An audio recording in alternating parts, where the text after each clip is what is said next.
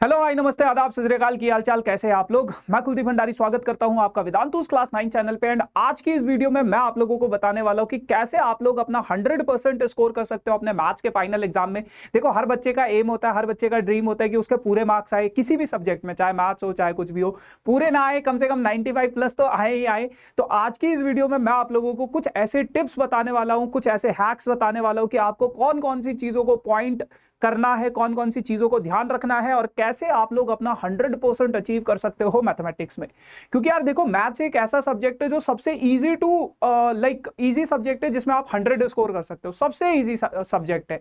बाकी सब्जेक्ट्स में आपको थोड़ा ज्यादा मेहनत करनी पड़ती है, थोड़ा ज्यादा, एक स्पेलिंग का भी अगर एरर हो गया तो आपके मार्क्स डिडक्ट हो जाते हैं। लेकिन मैथ्स पूरा का पूरा क्वेश्चन बेस्ड होते हैं। जितने क्वेश्चन आप करोगे, सही है क्वेश्चन, तो पूरे मार्क्स मिलेंगे।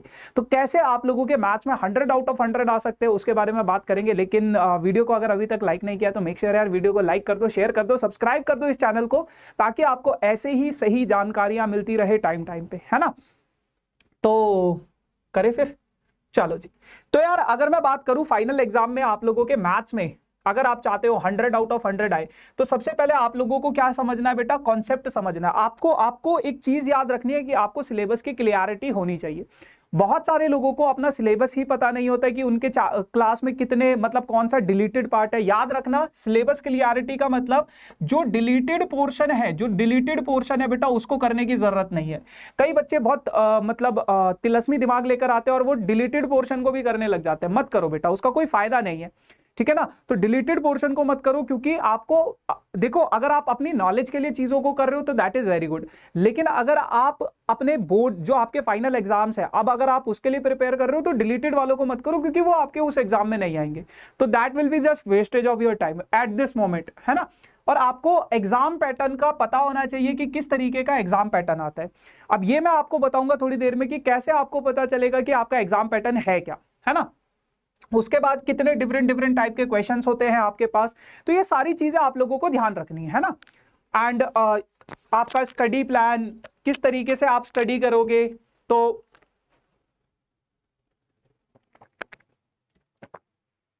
है ना।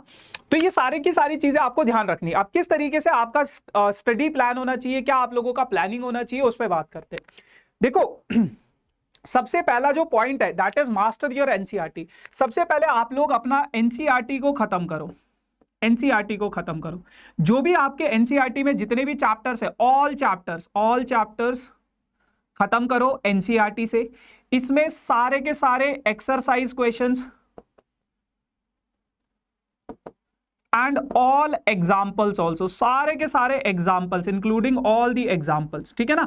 तो ये सारी की सारी चीजें आप लोगों को क्या करनी है, एनसीईआरटी में मास्टरी करनी है सबसे पहले। अगर आपका एनसीईआरटी खत्म हो गया, अगर खत्म नहीं है बेटा तो सबसे पहले इसको खत्म करो। अगर आपका एनसीईआरटी खत्म हो गया तो आप बाकी की रेफरेंस बुक्स पे जा सकते हो, जो मैं अभी आपके साथ बताऊंगा कि और क्या क्या फिर आपको करना है। तो सबसे पहला पॉइंट आप लोगों का होना चाहिए, एनसीईआरटी में मास्टरी करनी है आपको, है ना। और इसमें एनसीईआरटी को क्यों बेटा, इससे आप लोगों का बेसिक्स जो है, कॉन्सेप्ट्स जो है वो क्लियर होते हैं। बेसिक कॉन्सेप्ट्स जो होते हैं वो आप लोग अपनी एनसीईआरटी से क्लियर कर सकते हो बेसिक कॉन्सेप्ट्स को। देखो, मैथ्स एक ऐसा सब्जेक्ट है, मैं बहुत बार बता चुका हूं, जैसे जैसे आप क्वेश्चंस करते जाओगे तो आपके कॉन्सेप्चुअल क्लियरिटी होती जाएंगी, वैसे वैसे आपके सारे के सारे कॉन्सेप्ट्स क्लियर होते रहेंगे, ठीक है जी। अच्छा, दूसरा एक आपके लिए एक टेक्निक है, फेनमैन्स टेक्निक बोला जाता है इसको। इस टेक्निक के थ्रू आप अपने कॉन्सेप्ट्स को बहुत ज्यादा स्ट्रांग कर सकते हो। कैसे?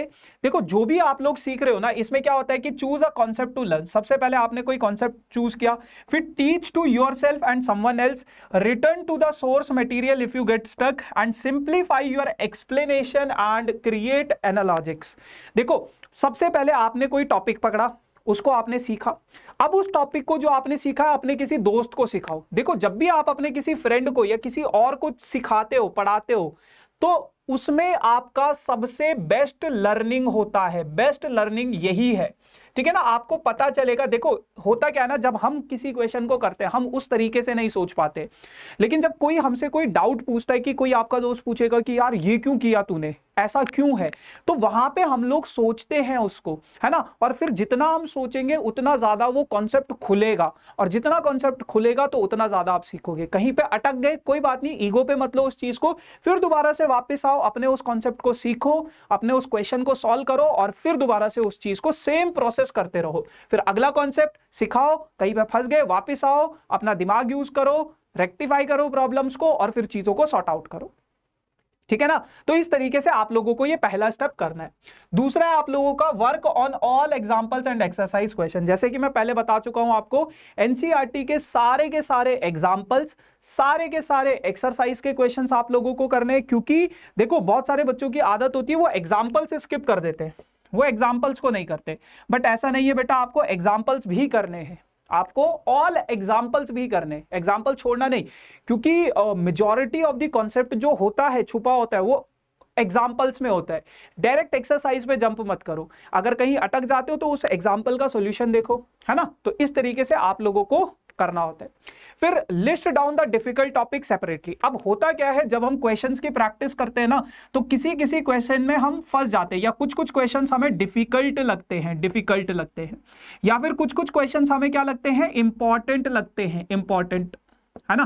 तो ये जो इंपॉर्टेंट क्वेश्चंस और डिफिकल्ट क्वेश्चंस होते हैं ना, ये इनको एक अलग से नोटबुक में नोट कर लो, या फिर जिस भी बुक से आप प्रैक्टिस कर रहे हो वहां पे उसको सर्कल कर दो या स्टार कर दो, इस तरीके से कुछ कर दो उसको। ऐसा क्यों? क्योंकि देखो आज अगर आपका कोई क्वेश्चन है वो आपको नहीं आता है, तो इसकी हाई प्रोबेबिलिटी है कि कल भी आपका वो क्वेश्चन गलत करोगे, आप फंसोगे उसमें, किसी ना किसी स्टेप में फंसोगे।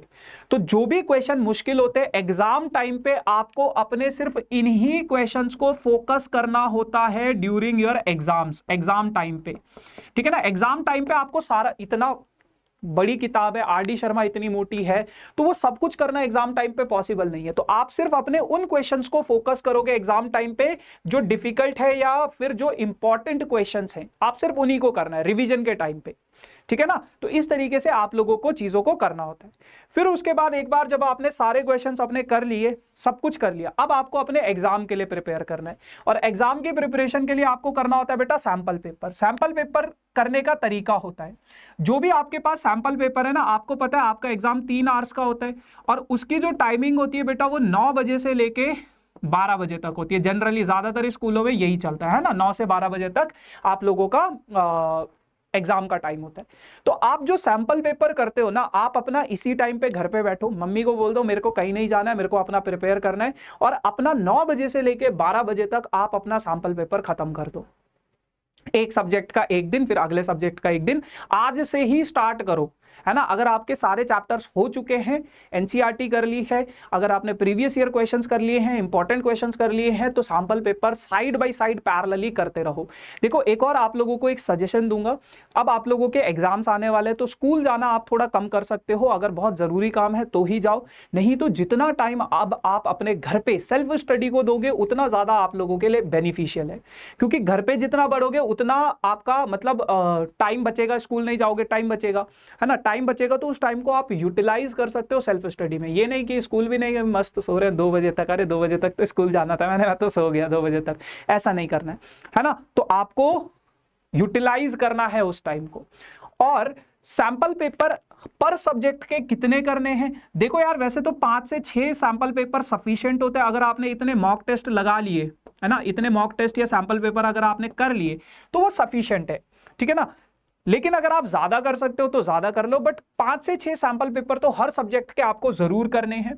और सैंपल पेपर करने के लिए बोला क्यों जाता है, बहुत सारे बच्चों का एग्जाम में एग्जाम टाइम को लेके बहुत ज्यादा इशू रहता है, टाइम मैनेजमेंट का, कि भैया हमारा ना टाइम मैनेज ही नहीं हो पाता है, मतलब 3 घंटे में कभी पेपर ही खत्म नहीं होता है। तो जब आप सैंपल पेपर करोगे ना और 3 घंटे बैठ के करोगे तो आपका ब्रेन ट्रेन हो जाएगा कि मुझे 30, 34, 35 जितने भी क्वेश्चन आते हैं एग्जाम में उतने क्वेश्चन 3 घंटे में खत्म करने हैं। तो you will be able to solve that type of question, ठीक है। फिर आपका दिमाग ऑटोमेटिकली उसको खत्म करने लग जाएगा। क्लियर? अच्छा चलो, और अगर आगे मैं बात करूं तो नेक्स्ट आप लोगों के पास है रिवीजन एंड एडिशनल प्रैक्टिस। उसके पैरेलली सैंपल पेपर अगर आप मॉर्निंग में कर रहे हो, शाम को आप लोग रिवाइज करो, रिवीजन करो, है ना। आप सबसे पहले आपके जो भी आपने सैंपल पेपर में किया है या फिर जितने भी, देखो कई बार ऐसा होता है ना, रिवीजन हम लोग नहीं करते। रिवीजन नहीं करते तो होता क्या है कि आगे के चैप्टर्स जो होते हैं हम करते जाते, जैसे मान लो आपने चैप्टर नंबर 1 कर लिया, आज आपने आज चैप्टर नंबर 1 कर लिया, एक हफ्ते बाद देखोगे अरे ये क्या है, भूल जाते हैं हम सारा का सारा। तो टाइम पे एक प्रॉपर रिवीजन का होना बहुत ज्यादा जरूरी है। तो टाइम पे आप चीजों को रिवाइज करते रहो। ऐसा क्यों कह रहा हूं मैं, क्योंकि देखो एक प्रॉपर रिवीजन अगर आप लोगों की नहीं होगी तो आप लोग फंसोगे फिर उस चीज को लेकर, है ना। अगर आपने प्रॉपर टाइम पे रिवाइज नहीं किया है चीजों को तो आप आगे की चीजों को भूल जाओगे। तो आप ऐसा करो कि वीक में एक दिन, 1 day in a week, 1 day in a week आप लोग क्या करो, एक प्रॉपर रिवीजन लो, एक प्रॉपर रिवीजन लो। कम से कम हफ्ते में एक दिन आप लोग एक प्रॉपर रिवीजन लो। और मतलब जो भी चैप्टर आपने पुराने किए हैं संडे को फिक्स कर दो, है ना। और कोशिश ये करो कि हर वीक में एक दिन, 1 डे इन अ वीक, है ना, ऑल फॉर्मूला या फिर जितने भी कॉन्सेप्ट्स हैं या फिर जितने भी थ्योरम्स हैं उनको टाइम पे फॉर्मूला, कॉन्सेप्ट्स, माइंड मैपिंग की जो वीडियोस हैं उनको देखो। माइंड मैपिंग की वीडियो, क्योंकि वो रिवीजन के लिए प्रॉपर होता है। वो माइंड मैपिंग में देखो, रिवीजन में आपको सारा नहीं पढ़ना होता है, रिवीजन में आपको बस वो उस चैप्टर के मोटे मोटे टॉपिक्स देखने होते हैं। अच्छा इस चैप्टर में ये वाले टॉपिक्स हैं, इन क्वेश्चंस को हम कैसे करते हैं, कौन से टाइप के क्वेश्चन है, कितने मार्क्स के क्वेश्चन आते हैं। जो मैं आप लोगों को माइंड मैपिंग करवा रहा हूँ ना बेटा, वो मैं बहुत बेसिक तरीके से करवा रहा हूँ। जो भी चैप्टर है मेरे माइंड मैपिंग के सारे वीडियोज देख लेना है एग्जाम टाइम पे, क्योंकि बहुत इंपॉर्टेंट है। आपको क्या करना है, आपको कुछ नहीं करना है, आपको बस आपका जो पहला चैप्टर है, ठीक है, उसमें मैंने बताया कि ये चैप्टर है, इस चैप्टर में इतने टॉपिक है, इस टॉपिक से इस टाइप के क्वेश्चंस आते हैं। टाइप ऑफ क्वेश्चन नहीं करा रहा हूं मैं वहां पे, टाइप ऑफ क्वेश्चंस बता रहा हूं आपको। और आप लोगों को ये भी बता रहा हूं कि कौन से टाइप का क्वेश्चन कितने मार्क्स का आ सकता है। तो वो बहुत ज्यादा इंपॉर्टेंट हो जाता है आप लोगों के लिए, ठीक है। तो इस तरीके से आप लोग अपने इन सभी स्टेप्स को जब आप फॉलो करते हो तो definitely you will be able to score a good marks in your exams. तो कौन कौन से वो चीजें हैं, कौन कौन से वो पॉइंट्स है, सबसे पहले आप एनसीईआरटी को में प्रोफिशिएंसी लाओ। सेकंड पॉइंट आप लोगों का है work on examples and exercise questions. जितने भी एग्जांपल्स है, जितने भी एक्सरसाइज के क्वेश्चंस है उनको करो। अब बहुत सारे बच्चों का सवाल होता है कि भैया जो आर डी शर्मा और आर एस अग्रवाल या फिर एनसीईआरटी एग्जाम्पलर है, एनसीईआरटी एग्जाम्पलर जो है, इन बुक्स के क्या हमें सारे क्वेश्चंस करने, नहीं बेटा, इनके सिर्फ और सिर्फ आप लोग एग्जाम्पल्स कर लो। जो सेम टाइप के क्वेश्चंस है आप उनको स्किप कर सकते हो, अगर आप सारे एग्जाम्पल्स कर लोगे वो सफिशिएंट है ना। जब मैं 10th ग्रेड में था, 9th ग्रेड में था, तो मैं भी सिर्फ और सिर्फ एग्जाम्पल्स ही किया करता था। सिर्फ एग्जाम्पल्स कर लो, वो सफिशिएंट होते हैं, ठीक है ना। अच्छा, इन रेफरेंस बुक के एनसीईआरटी के तो एग्जाम्पल और एक्सरसाइज दोनों करने।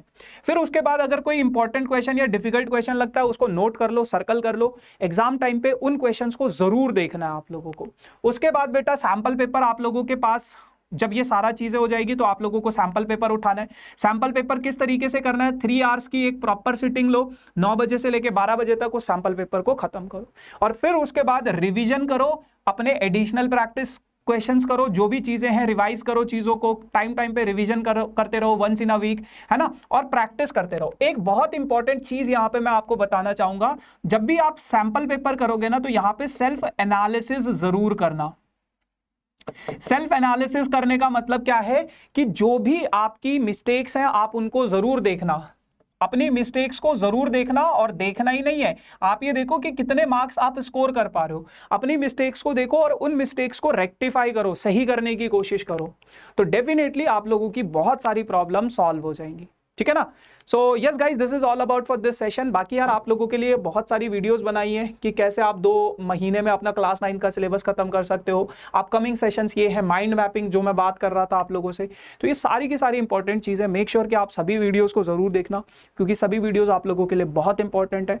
एंड उसके अलावा जैसे कि आप लोगों को पता है, आपके favourite teachers Abhishek sir, Harsh sir and Vinay sir आप लोगों की सिटीज़ में आ रहे हैं आप लोगों से मिलने। तो मेक श्योर कि आप लोग अपनी सिटीज़ में, जैसे अभी अगर मैं 3 सिटीज़ की बात करूं तो बेंगलुरु में 28 को इवेंट हुआ था, बहुत सारे बच्चे आए थे। न्यू दिल्ली में जो इवेंट हो रहा है वो 4 नवंबर को हो रहा है, और 5 नवंबर को जो इवेंट हो रहा है बेटा वो पुणे में हो रहा है। अब दिल्ली में कहां पे हो रहा है सर, क्यों आ रहे हैं ये टीचर्स, क्योंकि यार आप लोगों की मतलब बहुत सारे बच्चे मतलब कहते हैं कि हमें अपने फेवरेट टीचर से मिलना है, फेवरेट टीचर से मिलना है। तो आप लोगों से मिलना है, आपके सिटीज में आपके टीचर्स आ रहे हैं। यही 3 सिटीज क्यों, क्योंकि बहुत कुछ टाइम पहले हमने एक गूगल फॉर्म रोल आउट किया था, जिसमें हमने कहा था कि जिस भी सिटी में मैक्सिमम बच्चे होंगे, मतलब उस फॉर्म को फिल करेंगे, हम उन सिटीज में जाएंगे। अगर आप लोग चाहते हो कि इनके अलावा जिस भी सिटी में आप लोग हो वहां पे भी आपके फेवरेट टीचर्स आपसे मिलने आए, तो आप डेफिनेटली उस गूगल फॉर्म को फिल करना, अपनी सिटी का नाम रखना, डेफिनेटली हम वहां पे भी पहुंचेंगे। बाकी अब दिल्ली में कहाँ आना है, पुणे में कहाँ आना है, तो यार गूगल फॉर्म एक डिस्क्रिप्शन में गूगल फॉर्म है और कमेंट सेक्शन में भी पिंड है वो गूगल फॉर्म। आपको उस गूगल फॉर्म को फिल करना है, फिर यहां से आप लोगों को एक इन्विटेशन आएगा जिसमें लोकेशन बताई जाएगी कि दिल्ली में इस लोकेशन पे, पुणे में इस लोकेशन में हमारा इवेंट होने वाला है, तो वहां पे आप पहुंच सकते हो, है ना। बाकी मजे करना यार, है ना, सेल्फी वेल्फी लेना, डांस वांस करो, मस्त मजे करो, मिलो अपने टीचर से, गाइडेंस लो कि किस तरीके से प्रिपेयर करे चीजों को, है ना, और कुछ सीखने की कोशिश करना, है ना। बाकी yes, this is all about for this session guys. Make sure do like, share and subscribe this channel for these type of amazing video. Thank you so much.